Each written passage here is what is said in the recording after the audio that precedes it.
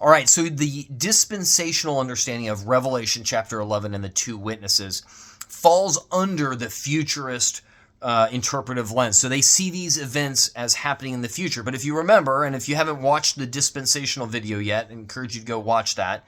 Remember, dispensationalism is a way of interpreting all of Scripture, and that interpretation feeds into eschatology and end times understanding as well. It's not specific to the book of Revelation. And so if you remember, the dispensationalists believe that the Christians have been raptured prior to the tribulation, so a pre-trib rapture. They look at Revelation chapter 4 when John is pulled up to heaven, that is symbolic of that rapture happening.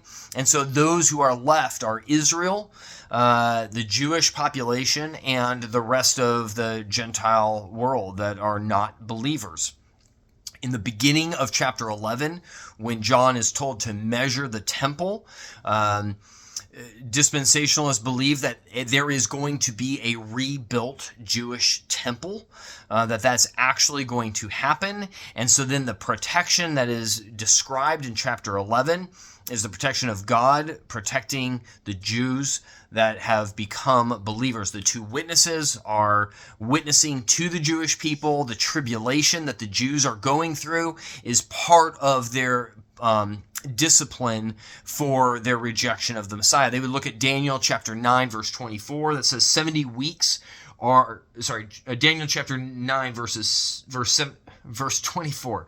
70 weeks are decreed about your people and your holy city to finish the transgression, to put an end to sin, and to atone for iniquity. And so they would say that the Jews are going through the tribulation because of this, of God's plan, because of their rejection of the Messiah. And so what we read in chapter 11 is the protection of the Jewish population, the witness to the Jewish population.